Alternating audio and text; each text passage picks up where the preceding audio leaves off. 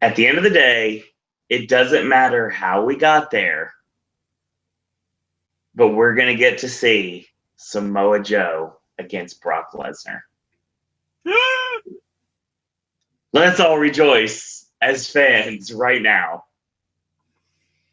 Welcome, everyone, to another edition of a WWE pay-per-view podcast exclusively here on the Popcast Network. This from the Raw brand. This is Extreme Rules. My name is Owen. Joining me as always is Ashley. And we're once again live for a pay-per-view where there's not enough wrestling to contain 3 hours. But they sure tried now, didn't they? I believe this pay-per-view could be called Monday Night Dragout. To some extent, yeah. It felt like a Raw. It felt like another Raw. It actually felt like a shorter Raw. Like if this would have been the Raw show that I would have gotten tomorrow, I would not have had an issue with it. It didn't feel special. I don't know who booked the finishes on this show tonight, but most of them are asinine, and we'll get to that. Don't worry. We've seen the systematic geekification of Bayley tonight, and pretty much the final nail in her coffin. We'll get to that later, too. The not even self-destruction. It's the bloody mass murder. We'll get to that. So, real quick, before we get started, Ashley, did you watch the pre-show? I'm going to guess the answer is no. Well, yeah, because it was actually an okay match. Well, real quick before we start, first upgrade for the actual kickoff show is the fact Sam Roberts is back. Well, yeah, because it seems to be that he's now doing the Raw ones and Peter Rosencunt's doing the others. Yeah, so he's useless as I'll get out. But Sam Roberts is back, Renee Young's back, and they're joined by Darren Young. I mean David Otunga.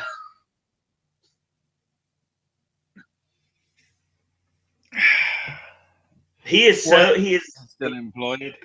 He looks like Darren Young now. That's who I thought it was until he started talking and was. I see what you mean. You mean. Definitely.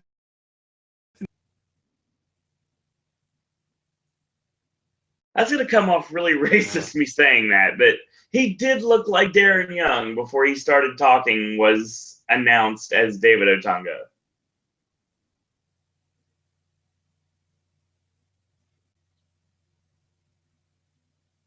Nia Jax is on the pre-show panel for a minute or two.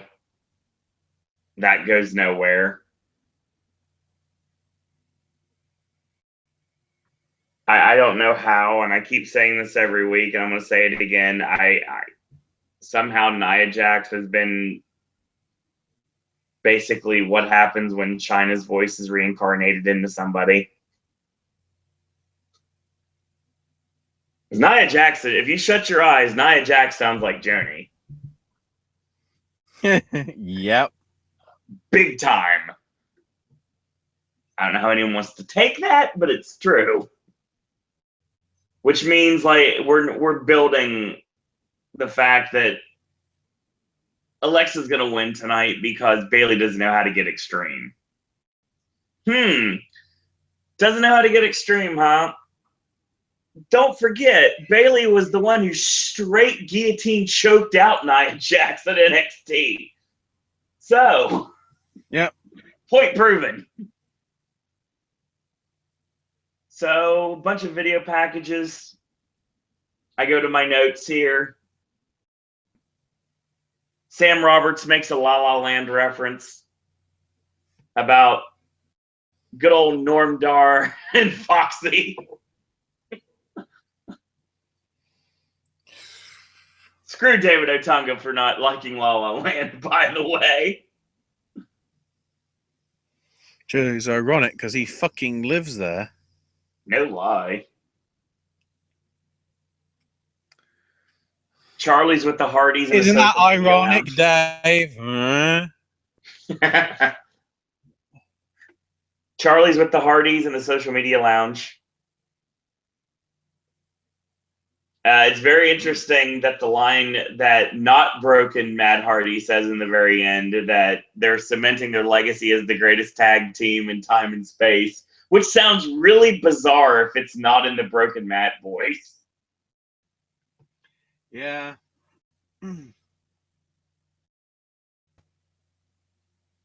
So we start off the show with 5-minute video package.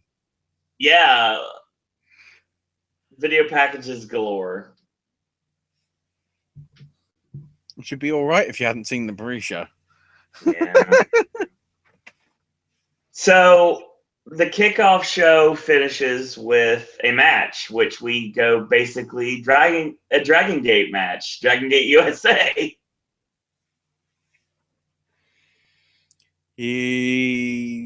Well, yeah. So we've got Apollo Crews versus Drago. I mean, Kalisto.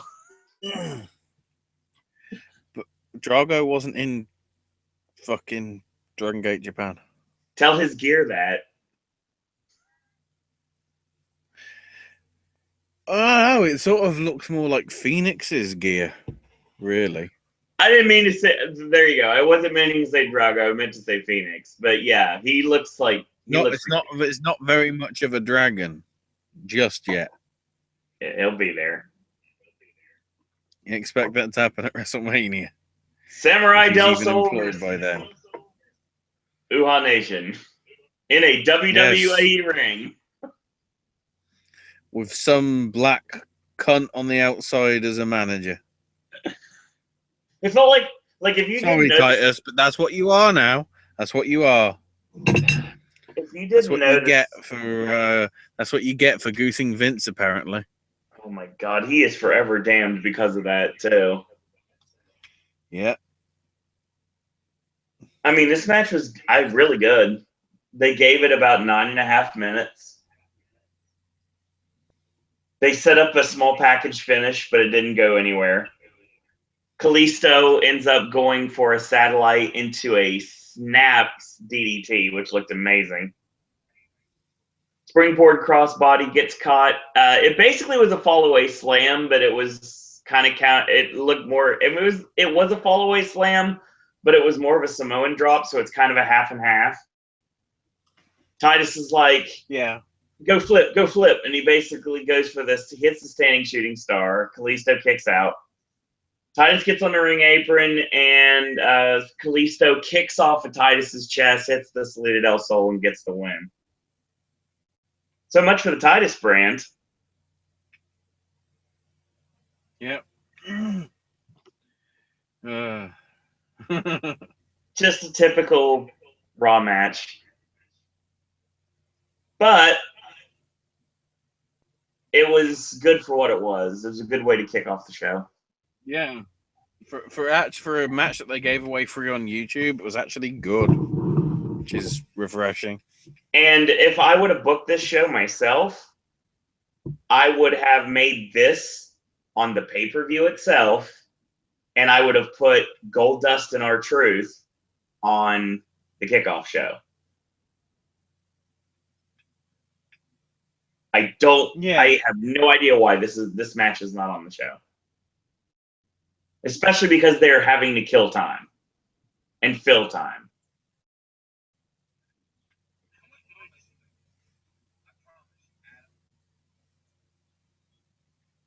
But there's that. So let's start off the show, shall we? My notes are funny today, by the way. I have a few of them. So we get our first match on the main pay-per-view. Intercontinental title on the line. Dean Ambrose looking even more like a gas station attendant than ever before with his giant beard. I mean, he might as well be one of the hitchhikers leading people to their slaughter in the Texas Chainsaw Massacre. Wow. Look at him. I mean, it's not Dean. I mean, it's not Dean's fault. It's what his character is. To some extent, I see what you mean. Yeah. Face. I hate face. I hate facial hair. It doesn't work on some people. Ambrose, I think, is one of them. So the Miz comes out with Maurice, and then they hit the video package before Ambrose comes out. I'm like, okay.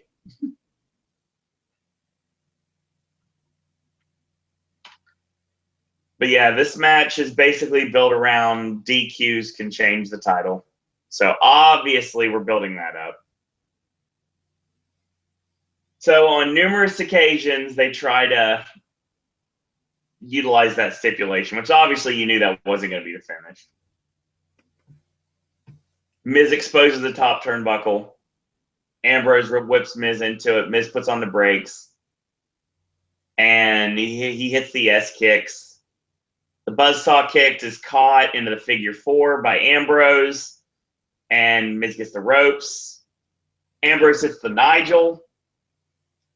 And Nigel. Yes. Almost runs into Maurice. And Miz is like, slap me now. And Maurice slaps the Miz. And of course, John Cone is the greatest referee in the WWE right now because he's willing to do these matches. He's willing to go the extra mile. And by the extra mile, I think he's got too much of an ego ever since he started turning Southpaw Regional Wrestling. I don't blame him. Anybody doing Southpaw Regional Wrestling should deserve to have an ego. Especially Fandango. But we'll get to that next month. Or later this month. I don't even know what day it is anymore. Literally, it's all running together. But, like, slap me. So she slaps him, and Maurice gets sent packing. Miz sends Ambrose into John Cone, knocking him into the outside. And Ambrose is about to be disqualified. And the great thing is, Miz sneaks up from behind, hits the skull-crushing finale, and wins clean. Brilliant finish. And rightfully, The Miz is once again the Intercontinental Champion and all is right in the world.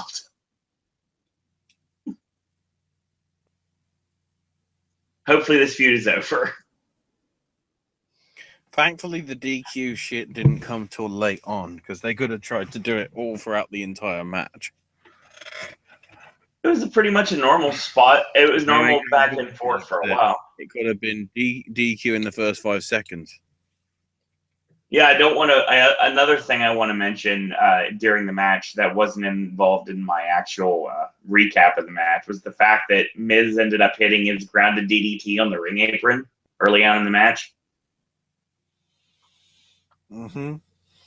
They teased the chair shot, and of course that didn't go anywhere. So yeah, they started like midway through with the disqualification tease, and I like how it built to the finish, and the finish came without anything but just a straight up finishing move. I like that. And we get our next match. Noam Dar and Alicia Fox against Sasha Banks and Rich Swann. Hometown boy Rich Swann got one of the biggest reactions of the night. And shock horror, the hometown guy actually won. Crazy. I wrote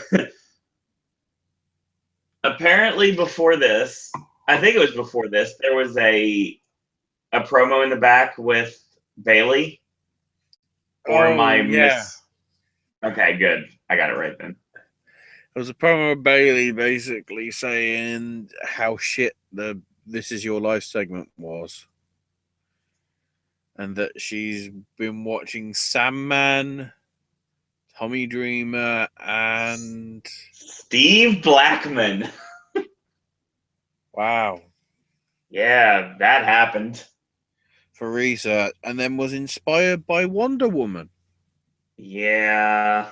Which, after seeing it, I'm wondering, was she watching like the porno parody or something, because everything that she is the essence of, both in her NXT gimmick and her she's fucked gimmick, I didn't see anywhere in that movie. Did they do it just because, oh, she's a woman, so she must be a good role model? My cinema was such good role models. They had the trailer for that fucking awful comedy with Jada Pinkett Smith and Queen Latifah.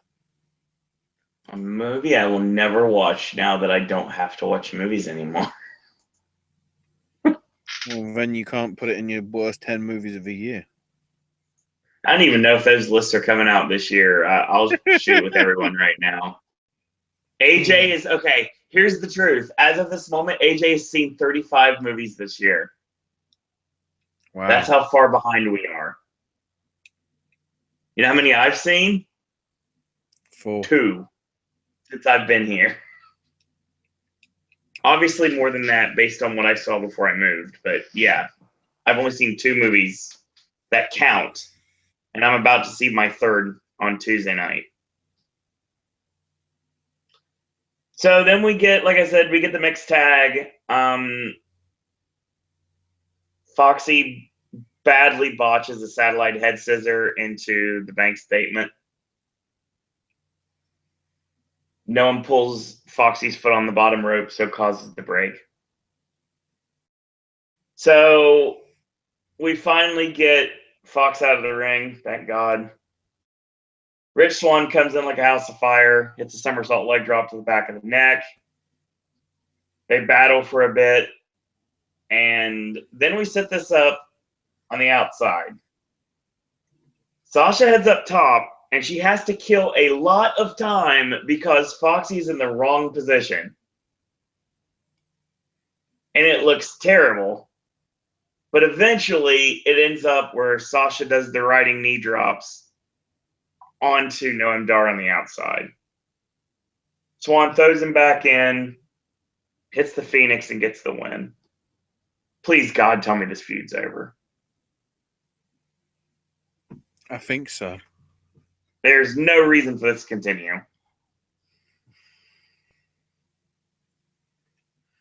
I mean, Not really. no disrespect at all.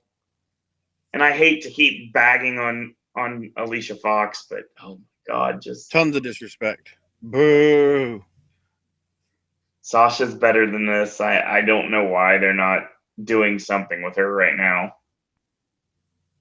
I think we're building towards Sasha as the top baby face against Alexa Bliss at SummerSlam. That's where I think we're headed.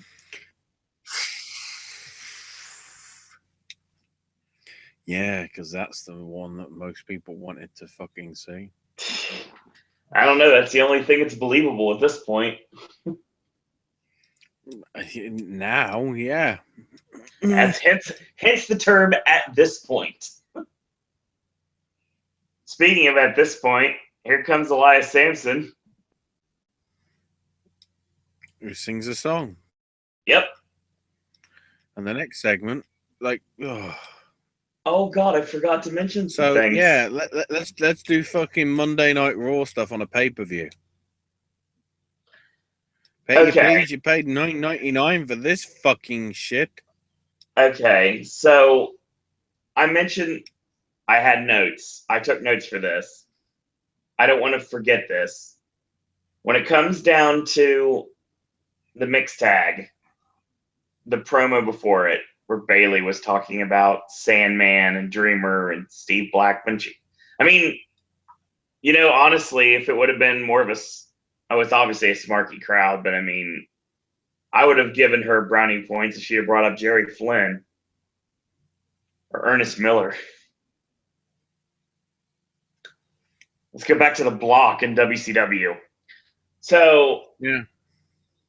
My notes say Bayley has been booked so bad she's being booed. Yeah, there were a smattering of boos when they did the backstage promo bit. There was more than a smattering, sir. It sounded, I mean, I didn't have any headphones on like I normally do when I'm chatting with you online here. but it sounded a lot more than just a smattering, honestly. But we'll get to that when we actually get to the match. And it wasn't mentioned in my recap here, but I do want to mention that Alicia Fox messed up a double hair mare, which looked horrible. She messed something up. Oh, who gives a fuck? And at the end of the match, obviously Kevin Dunn, in his infinite wisdom, showed some goofy marks in the crowd instead of the horribly bad dancing of Rich Swann and Sasha Banks.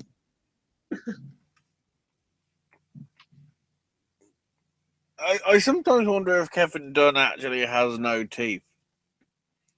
And he's just stealing dentures from old people. It is very possible. So, Elias Sampson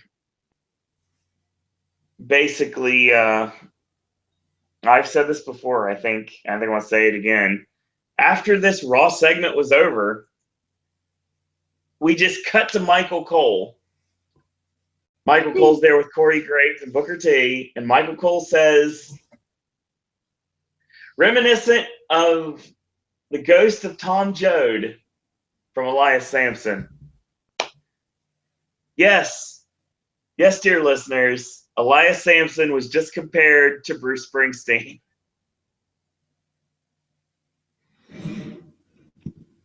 Maybe Ben Go fuck Michael Cole. Go fuck yourself, Michael Cole. There we go. Maybe Bruce Springsteen as performed by Ben Stiller, potentially at the TV Video Music Awards many years ago. Yeah, it's not going to work. My response before we start anything. Kevin Dunn was forced to mute Roman Reigns' booze. Yes, indeed. And then we get hashtag kendo stick. That was the hashtag. Oh, for fuck's sake. I didn't even notice that. I did because I wrote my notes. Watching the wrestling and wondering, Hashtag kendo stick was my notes for this beginning of this match. So we get a Singapore Cane match between Alexa Bliss defending the Women's Championship against Bayley. Bayley comes out. Some of her inflatable tube men do not inflate. She gets booed by at least a third of the crowd.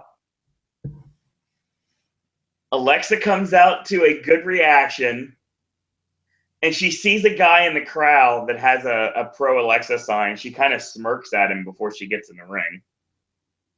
And when she does her pose with the title belt, she actually got a pop for it.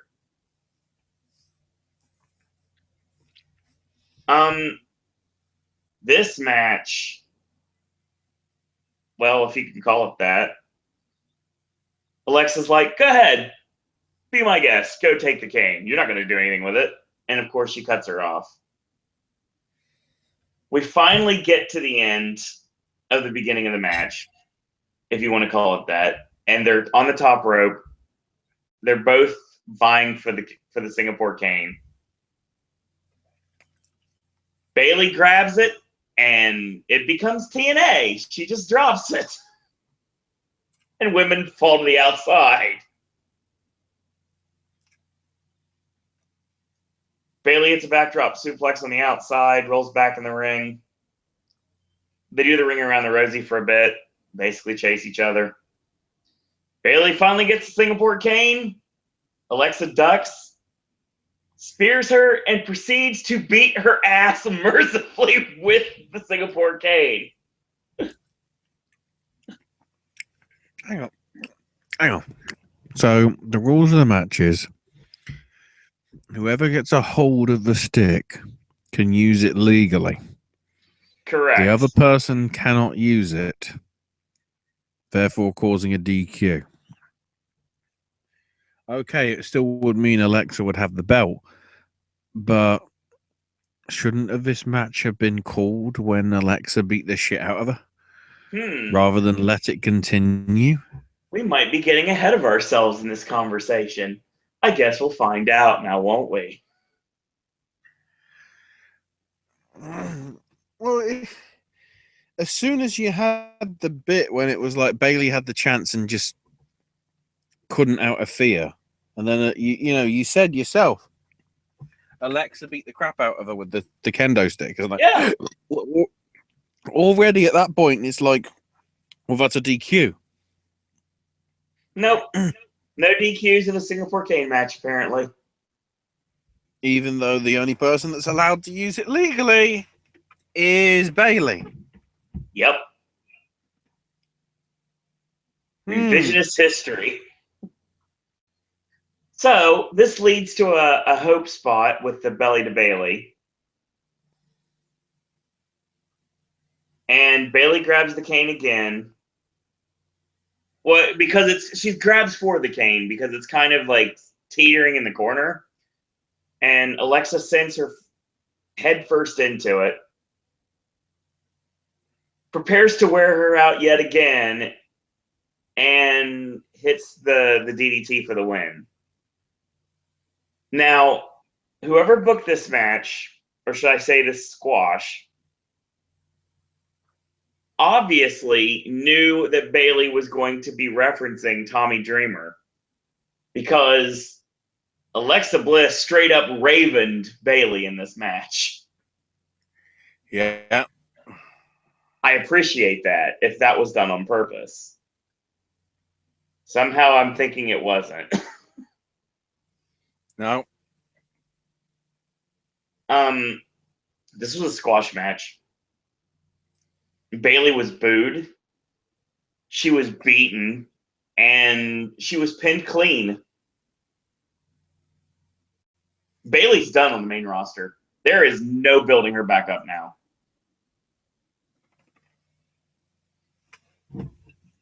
I mean, people, I shouldn't really be saying this, but can we? I know Lana's advertising that she wants in, but can Bailey switch brands and go in the Money in the Bank ladder match?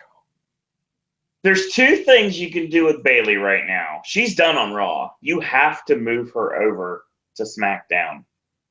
Or send her back to NXT. Let her get her confidence back. She'll win the Mae Young Classic. Honestly, that wouldn't be a bad idea at this point. If she's eligible. She needs to get her confidence back. As a character, they have completely beaten and humiliated her. The Bailey that we know and love from NXT would never have been booked this way. This is horrible. Like, okay, every single week, whether it's a pay-per-view, whether it's a Raw show, whether it's a Wednesday show, obviously it's not when we talk Ring of Honor, because when we do Ring of Honor pay-per-views, I have reasons to discuss things. I don't really have to talk about people being held down because obviously Ring of Honor knows how to book their talent. It's good on the hunters to be able to get talent over. But the thing is, when it comes to this, we talk about Bailey, the complete misuse of Sami Zayn, and Fandango and Tyler Breeze. Mm-hmm. Three, all over, all great fan bases, all treated like complete afterthoughts now. Bailey, the female John Cena, we talked about it in NXT. All the girls want to emulate her. All the guys want to date her. And that's what you need to have. It's not sex appeal. I guess it's hug appeal, I guess, in this case. Sami Zayn, if booked properly, could have been the next Bryan Danielson. Could have had a long world title reign, yet they treat him like an afterthought and they make him out to be a joke. See the latest Botchamania for this reference. Good example there. Fandango, I know what you're going to say, especially if you're a longtime listener. I'm super biased, and you're right. But the Fashion Police have completely rejuvenated Fandango and Tyler Breeze, especially Fandango. Most of it is made because of Southpaw Regional Wrestling, when everybody realized that weren't in the know that both Breeze and Fandango were marketable as more than what they are. And they have a wicked sense of humor, tremendous comic timing, and they're able to be something if they would just take the handcuffs off. God damn it, Mr. McElroy. Exactly, you know it. Chet Cheddarfield, come on, man, seriously. But still, they jobbed him out to the Usos so they could continue the never-ending battle between the Usos and the New Day, which I don't care about. I'm okay. It's because of the fact that it's old stuff. Even though we've seen it a million times and we haven't seen it for a while, it's still old hat. Sami Zayn and Kevin Owens, I know a lot of people give me crap every single time. I could watch them wrestle all day long. They really should have pulled the trigger. Sami should have won the Rumble. Owens could have been Universal Champion leading to Mania. Sami wins the title at WrestleMania. They could have done that, pulled the trigger on it. Now, granted, probably should have happened in maybe Canada or maybe Philly, maybe New York, a bigger Ring of Honor town. But if you want to tie in their WWE history, it should have happened where it all started, in Orlando, in NXT. And that WrestleMania would have correlated to that. But they didn't do it. What you're telling me is the main event of SmackDown in 2 months is going to be Owens versus Zayn for the Intercontinental, the US title. I think, honestly, at this point, I mean, that's what we're looking at. I mean, and Fandango. The only reason I mention that is that's when they're in either Montreal or Toronto for back-to-back Raw and SmackDowns. That's definitely going to be a main event on SmackDown. And it deserves to be. Here's the thing, though. With Fandango and Tyler Breeze, lightning in a bottle. They do the loss. They get the title shot against the Usos. They win consecutive. They lose distinctly, and then they get 2 successful singles victories, one after another. They look like they're going to set up the title change and have the Usos just take them down. Treat them like a comedy joke. I hate this. I hate this very much. Just because something is set in stone doesn't mean it can't be erased. You can't revise something that's set in stone. You can chisel something differently if it's already set in stone. Give the Fashion Police a short title reign. Have the Usos win it back at Money in the Bank if you want to do it that way. And then build up the New Day and bring them back. Do something with Sami Zayn. Really push him. And, my God, do something with Bayley before she has irreparable damage. And I'm pretty sure it's already too late for that. The cancer's already terminal, and she's dying in 2 weeks. I know. No, I mean literally, she's dying in 2 weeks. She's actually got cancer. It's that bad. This angle has caused actual cancer. This Is Your Life skit, which they're trying to not mention. Obviously, there's no mention of it on the YouTube channel. But when it comes down to it, they're making excuses. And they're trying to make people dislike Bayley because they're booking her so poorly. Because nobody's that goody two-shoes anymore. No, they're not. It already happened with Brian. They can't do it again with just because it's somebody that doesn't have a penis and they have a vagina instead. It's just a shame, that's all. Speaking of. Before we go further, I have to mention this. The show. Oh, no, not yet. Almost. So we see some baseball guy in the crowd. I guess his name is Adam Jones. He's dressed like yes. Virgil. Yep. And on his left-hand side is some goofy guy dressed like IRS with one of the new WWE tag titles, not the old school titles. Which, if you would have been cosplaying, man, you should have brought out the old WWF tag belts. And then one of the worst wigs I've ever seen on the guy that was trying to cosplay as DiBiase. And I'm pretty sure that guy to the side of them was trying to be like a low rent big boss man, but I can't prove that one. So there's that. That had to be brought up because it's one of my last notes. So we get to our tag team title match. Hardy's defending against Sheamus and Cesaro. This was good. I enjoyed this a lot, actually.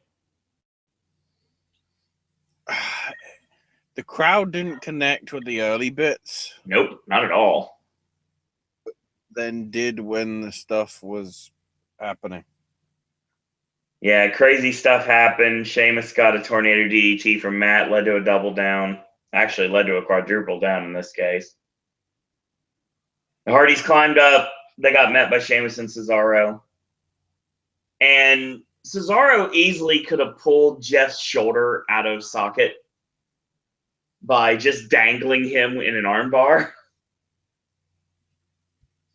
And Jeff ended up getting freed and landing on the floor. So Jeff Hardy is out of this match. Keep that in mind.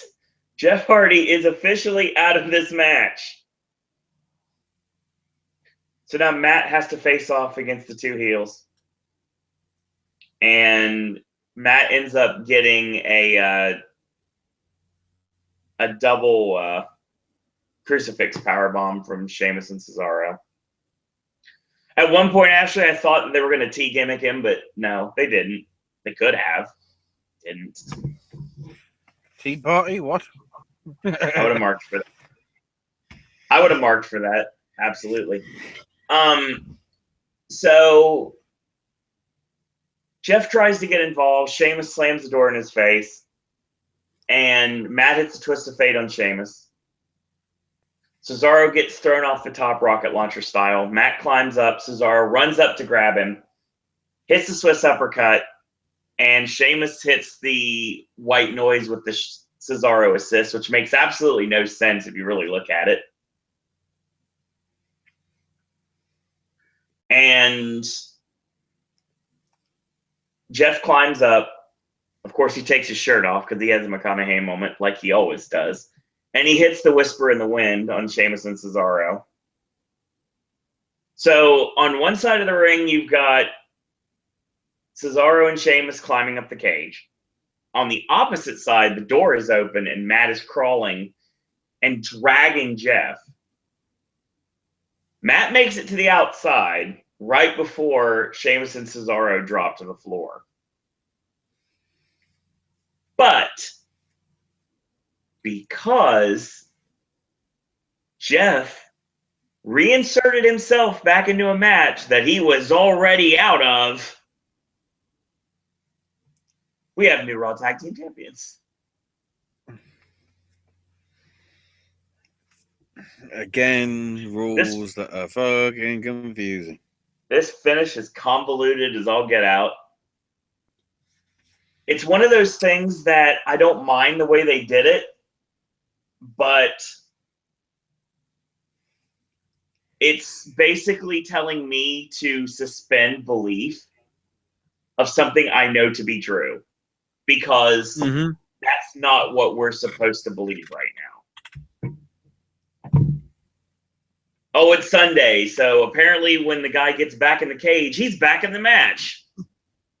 Well, if that were the case, Sunday.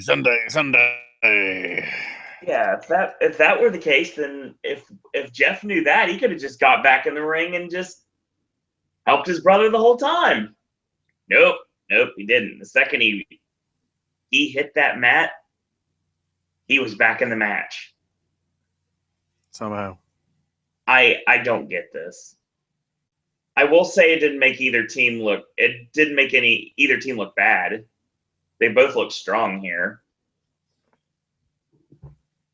Other than the fact that the Hardys ended up looking dumb because of the fact that because Jeff re-entered the ring, he was now a part of the match again in a finish I have never seen before. So the second that Matt hit the floor, technically the Hardys should have retained the titles. I know that's not the storyline here, but that's what should have happened based on everything we know as wrestling fans. Yep. Nope. Maybe on Monday. Yep. Nope. Maybe. Maybe not. Speaking of that, let's go to our submission match for the Cruiserweight title. The Neville Man versus Double A. This is really good, too. What is Michael Cole's infatuation with the term leg lace takedown? Because it sounds like Heidi Lovelace. I think it's hilarious because on the one hand, it makes me think they don't want to use the term dragon screw for whatever reason. But I immediately get that knocked out of my head because Corey Graves is like, dragon screw leg whip. I was like, thank you, Corey. Good job. He gave him the line to do the deal. We'll talk about the deal in a minute. Don't worry. They gave this match 17 and a half minutes. Which was a bit too long, in my opinion. Yeah, you might want to cut a little bit off of it, but it basically shows that we didn't have enough matches on this card, so you kind of had to. When The Miz and Dean Ambrose got over 20 minutes, yeah, I would say so. That justified it because they actually put on a good... The thing is, the crowd do not give a shit about the cruiserweights because you're openly telling them, yeah, this is just trivial shit. Because, you know, most of the progression that they have in any cruiserweight storyline isn't on Raw, it's on 205 Live, which nobody watches because despite what they think, nobody watches the network. Yeah, I'm starting to believe that. It's where I think some people have the network to watch the pay-per-views, and that's all. Well, I mean, due to my schedule lately, the only thing I watch on the network are pay-per-views and NXT. Yeah, exactly. But that's because of my schedule. I mean, I would watch more if I had more time. Yeah, but in all honesty, what the shit's on there? I could watch old WCW and ECW stuff that I used to love back in the day. Yeah, but keep in mind, they keep saying, oh, we've got all this new original content. The only original content that's on tomorrow is... Oh, what was it called? Table for Three. Ah, okay. With, I think it's Flair, San Martino, and trying to think, somebody else from like the back in. I'm guessing they filmed it at Mania time. Probably. I can't remember exactly, but it's like the old time champions style. Right. From what I remember. I remember San Martino's on it. That's the only one I can think of. And I think Flair. I mean, this match was really good, but like you said, it did go a little bit too long. Yeah. I mean, they worked heat on each other's knees. So they basically sold out that way. And they both did various versions of the Rings of Saturn earlier on in the match. I like that. I thought that was really well done. Neville with the super kick. They go up top. Aries with a guillotine. And he hits the sunset bomb. Excuse me. Last Chancery, Neville pulls Aries out of the ring, but the Last Chancery is still on. Neville's tapping, but of course, since he's outside, it doesn't apply. I like that. That's unique. Oh wow, it's even weirder than I thought, Owen. Hmm. It's San Martino, Flair, and Orton. Cowboy Three Bob Orton? champion. No, Randy. What? It's what the idea is. It's three champions over three generations. Oh my god. Apparently, the Attitude Era never happened then, Tell the internet that. unless they're classifying bloody Flair as the Attitude Era I highly doubt that one. because of the 17,000 WCW title runs that he had in that company when they switched the title every bloody week. Yeah, I'm okay with it because obviously I was a big WCW guy and I still am to this day. Well, when the title is flipping over like that, there's no consistency. There was in the 90s. Yeah, but I'm talking about, was it? I don't know if it was 99 or 2000, where literally the first four Nitros of a year had four different title changes. Yeah, that was the late 90s. I'm talking about the early 90s, like right after the late 80s No, with the boom of in, NWA. in its heyday, it was good. Right. But, that wouldn't be classified as the Attitude Era. No. Because of course, if you think about it, San Martino was sort of a champ around the same time as Flair. True. Admittedly, Flair was a younger man, Right. a little bit, but there's a bit of a generation gap between San Martino and Flair and Randy Orton. Yeah, just a tad. So, like, couldn't they get Brett I don't think they want to work with Brett. or Shawn or obviously Stone Cold wasn't available because that would have been more of a three generations. And again, Bruno didn't like the attitude and stuff. So who knows? Yeah, nothing makes sense anymore. So we get to the finish. So Neville rolled back in the ring. And basically Neville hot shots Aries. Aries ends up hitting the rolling elbow, knocks Neville off the apron. Heat-seeking missile, and of course Neville Rod Petrie's him, which in layman's terms means sidesteps him into the barricade. Rolls Aries in the ring, hits the red arrow to the back, and of course that's the heel finish for Neville as he locks in the rings of Saturn and gets the tab. So Wow, yeah, the opposite Aries of is- Raw. So you shouldn't Aries have watched is done. 5 Live.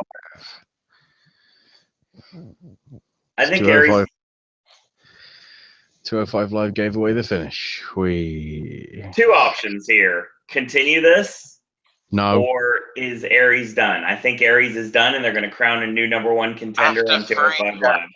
For 3 attempts, there has to be somebody else. It's got to be Tozawa. It's going to be TJP. Going to be, where's my opportunity? And he's going to get sick of it. And then the crowd are going to cheer Neville. Neville. Exactly what's going to happen. So then we get our main event. Number one contendership on the line. 5 bearded guys.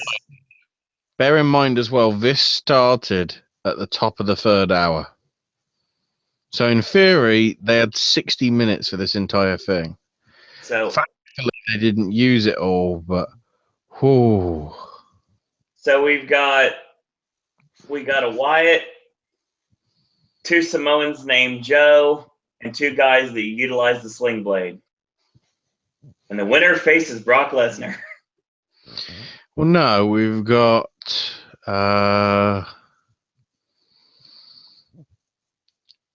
wrestler come MMA guy, Husky Harris,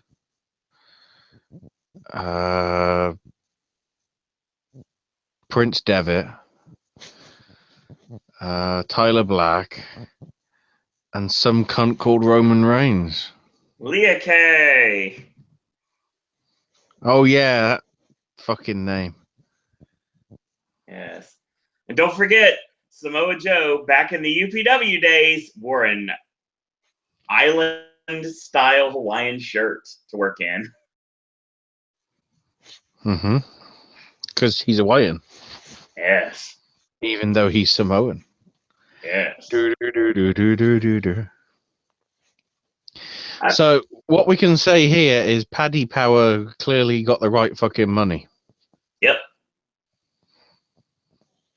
So we should Paddy Power warned us all. Everybody else tried to think otherwise, but it was the Irish Paddy Power that told you all what was going to feckin' happen. Is that your Paddy Constantine impersonation? When does Paddy go Irish? I've heard it in a movie before. I don't remember which one though. He isn't in Hot Fuzz. He isn't in Dead Man's Shoes. He isn't in World's End, at least with that accent. I'm positive I've heard him do that accent once. I'm trying to think of all the other films he's been in. Let's finish the show, shall we? So, Well, I mean- let's just say this went too long. yeah, way too long. Oh my God, way too long. There seemed to be the factor for quite a few. Although it was good for the length, you could tell Yeah. that they dragged out Miz and Ambrose. Yep.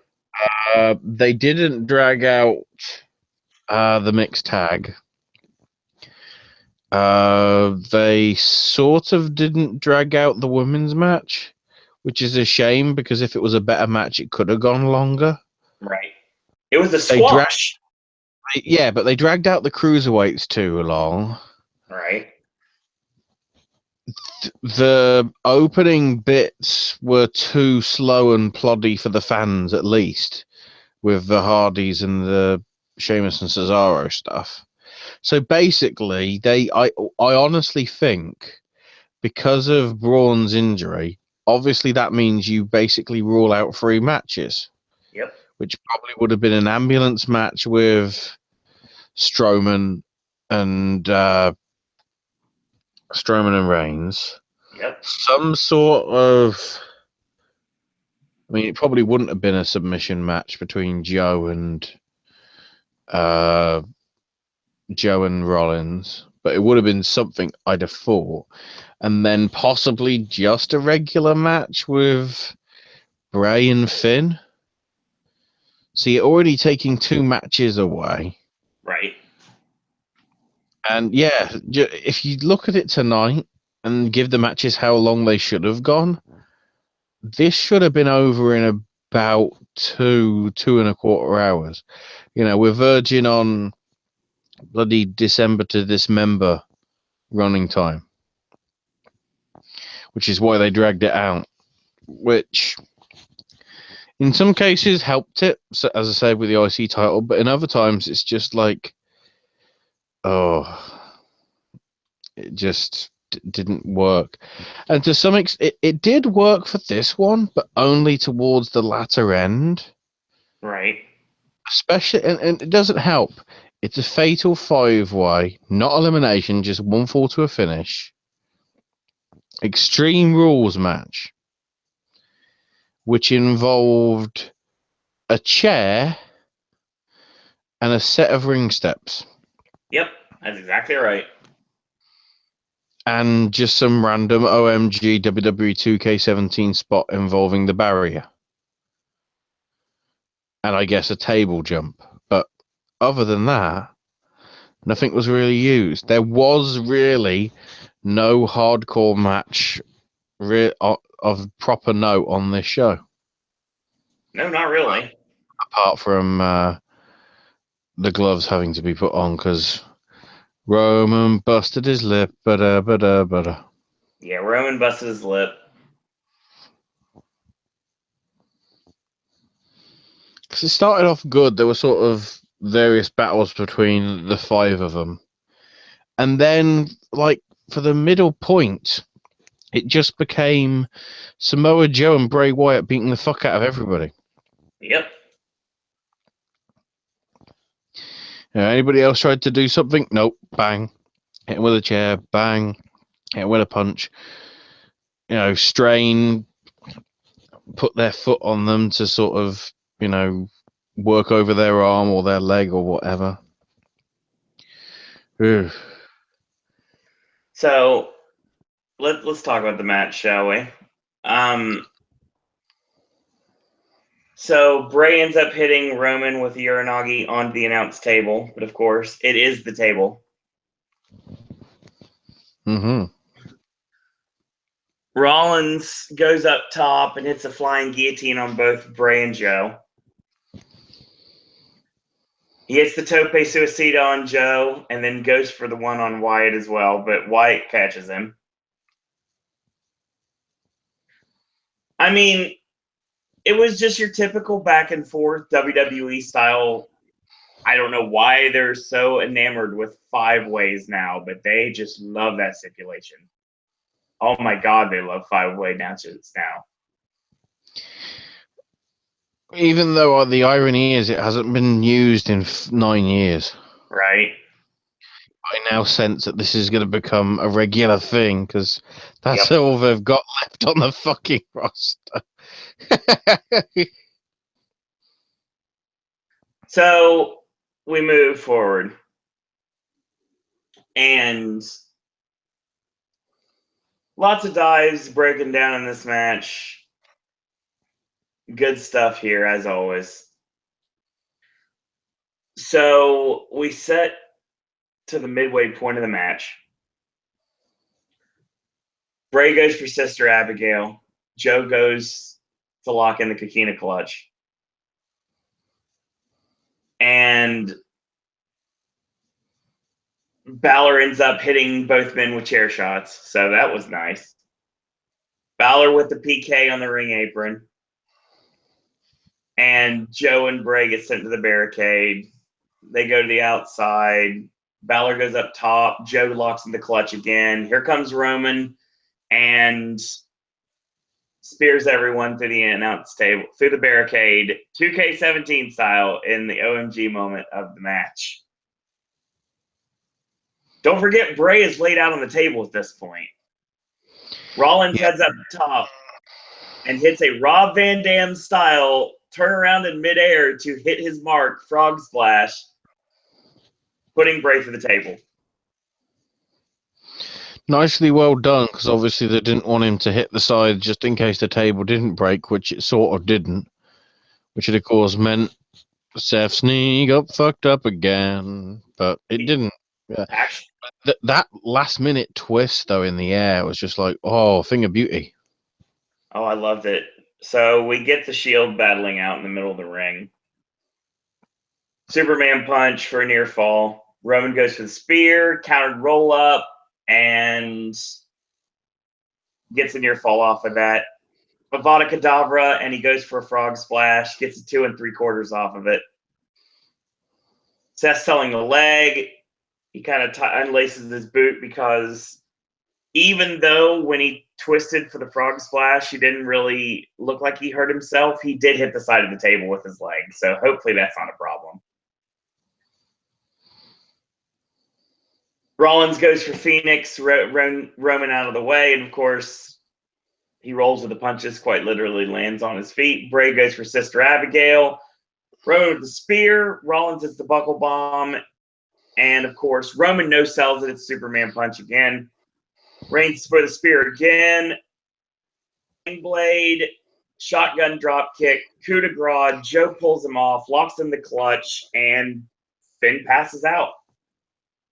Samoa Joe wins. Oh yeah, I would be remiss if I didn't mention that earlier on in the match, Bray went for a suplex toss, and yes, Seth Rollins did the deal. Hey, did it. Of course he did. I like Joe winning. In a perfect world, Joe's going to choke Brock Lesnar out and win the world title. Love to see that happen. Don't know if it will. Would love to see it happen. That means a possibility. I mean, Great Balls of Fire. I hate that name. I wish we could call it something else. might be where Samoa Joe becomes WWE World Champion. Okay. If we can't call it Great Balls of Fire, we've got to find something the equivalent of. Gonorrhea. We've already made that joke before. I'm trying to think of other STDs. I say we made that joke before because that's what I originally called it. But it's funny, gonorrhea. Yeah. So yeah, that was Extreme Bailey. Rules. Gone. Korea. Hey. Why did I do that? This was a show that if you missed it, you really didn't miss much. Just watch the pre-show. Just watch Raw tomorrow. No, but it also proved that Apollo and Callisto can have a good match. Oh God, even yes, if, absolutely. Even if Titty Titus is really on the outside.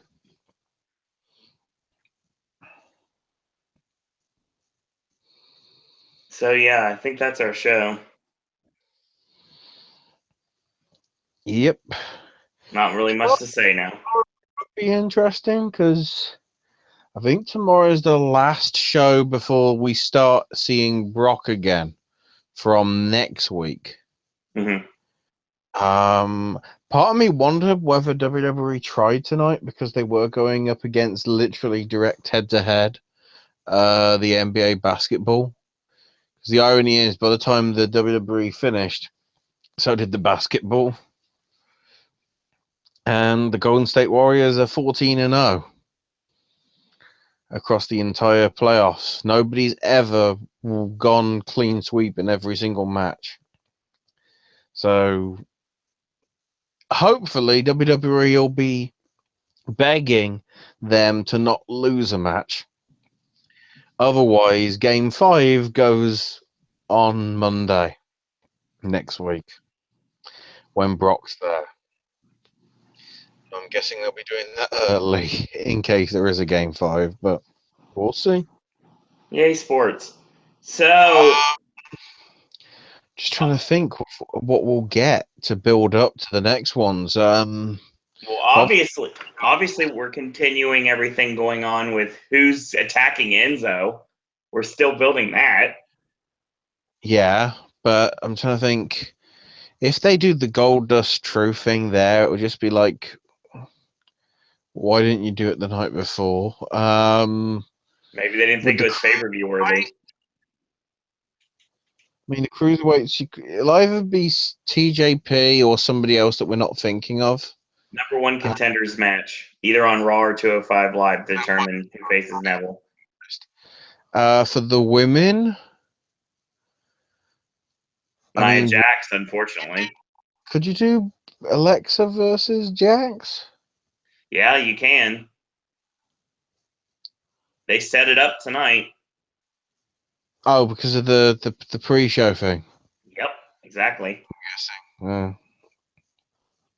So I'm guessing that means that they've actually just gone screw Bailey, Alexa's face. Sorry. I mean, I don't necessarily think I think she's probably a tweener in this case. She's still going to be as bitchy as she always is, but she's going to get a reaction, a favorable reaction from the crowd. It just depends on how the Raw crowd takes to her. Obviously, the Baltimore crowd tonight were definitely on her side. What about Wilkes-Barre? Wilkes-Barre. We'll see. I mean, obviously Dina be due a rematch. Yep. How about no? How about we just end that storyline where it is? I don't want to see them work anymore. Yeah, but who the fuck?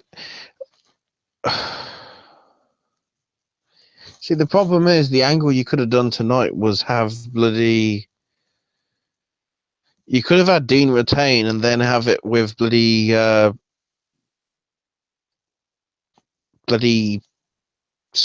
No. Samson. No. Ah, And then, and then Samson could have won at Great Balls of Fire. There's your upset. no, The guy that was shat on all over on NXT, just no. becomes transitional champ.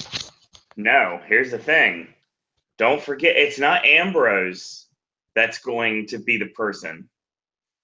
The Miz was directly referenced in the song on Raw from Elias Sampson. Sampson is the next challenger, without a doubt. They're going to have to set that up tomorrow. Oh, Christ. Yeah, Elias Sampson and the Miz, the Great Balls of Fire. All these heel versus heel matches. I mean, Because they've got nothing. Universal title, heel versus heel. Well, a Brock is whatever the fuck he feels like. Women, heel versus heel. Tag titles. I'm guessing there'll be a rematch, probably at Great Balls of Fire. In which case, would the Revival actually be faces come SummerSlam? Wow, that'd be a reversal of fortune since bloody April. Yeah, that's what I can think of, at least in terms of feuds. So that's the show. There's nothing else we can really discuss. No. Extreme Rules kind of just happened. We could. WCPW and all that shit. And of course, 5-Star Wrestling deciding to go, yeah, that thing that we were doing, that tournament. Yeah, no. And of course, the promotion in the UK that decided they wanted to flip the script and have Tyler Bate be Pete Dunne and vice versa. That we'll talk about that on Wednesday. I think that's Attack. You are correct. Good old Attack in the Wales. Nixon Newell's backyard. Oh, I bet she's probably liked a tweet saying, "Oh my God, how come I missed this?" Just to train up for the Mae Young Classic. Yeah. Also, on Wednesday we'll be talking the craziest retirement match that I've ever heard about. So you know how I'll just say it. You know how Kairi Hojo left Stardom? Right. 10 matches in a row in 10 minutes. Interesting. Plus, Wednesday we'll also be talking New Japan. I Yes. believe the card is probably going to be announced either within the next few hours or certainly within the next day. So we'll certainly be covering that Wednesday, considering it's this coming, or well, I guess in 7 days' time. The WCPW show I haven't been able to watch yet, but it's just been put up on their website as well as Facebook. Yep. After all their issues, which we'll, as I say, we'll get into more. Ring of Honor, more TV stuff for them. Impact, the last Orlando shows. Yep. Before we get to India next week. Trying to think, the SmackDown stuff, which we already know about, 205. UFC, not too shabby a card as we build towards, I guess the big one this month is actually the Bellator show at Madison Square Garden, but I think there's a UFC show next week anyway, so.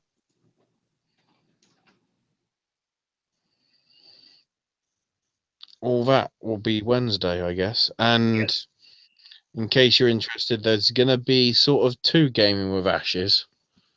The one that will be up tomorrow will be a briefer one because it will be talking about FIFA, the video game, and some interesting news regarding that.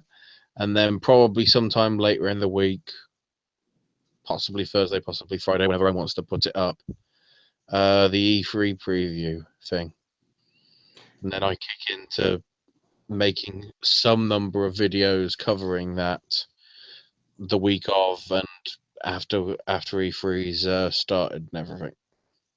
Sounds good. And of course, we're back here tomorrow night as soon as it finishes for our weekly Monday Night Raw podcast. From Wilkes-Barre. Yep. So that's your Extreme Rules podcast. The next time you're going to hear us on a pay-per-view, it will be for Great Balls of Fire. Will it? Oh, we got Ring of Honor before that, don't we? Yes. Best in the world? Yeah, but also New Japan. Oh, yeah. Yeah, the G1. I forgot about that. Yeah, the G1 July 1st. special. Yep. The same weekend as Slammiversary and Great Balls of Fire.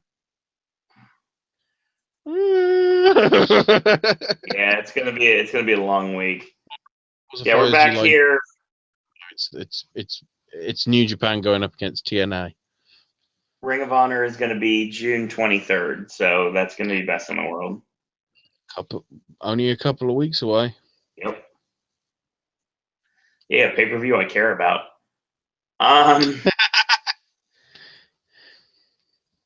Seriously, I do. It's more fun to talk about too. So that's your show. And Ashley, where can we find you on social media? I am on Twitter. Ash is my name, UK. So we're on Twitter at Popcast Network, as well as we have a Patreon at Popcast Network, Zazzle merch, as well as our Facebook fan page, all available at Popcast Network. And links in the description bar for everything below I just mentioned. I'm on Twitter at Suro and Disney. So we've got our regular content coming up. We have Raw tomorrow night. We have, well, now officially tonight because it just turned over to midnight. And we have the Wednesday show at 9 p.m. on Wednesday night for all the various wrestling needs.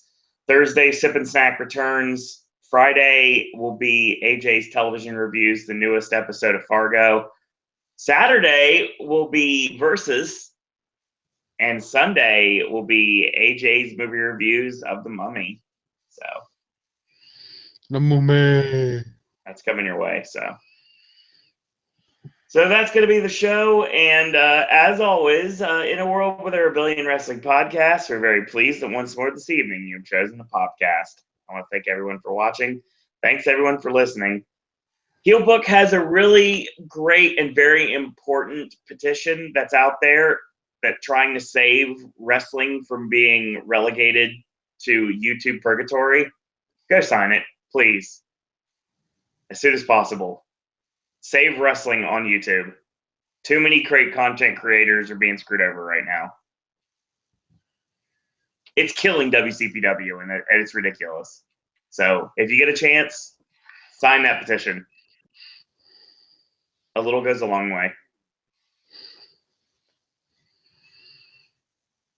And until tomorrow, boys and girls, that's all we got to say about that. See, I technically demand a refund for Extreme Rules because you said that you'd be offering CM Punk $1 million to come back, and all you gave me was Seth Rollins doing an RVD dive. Did you see what I did there?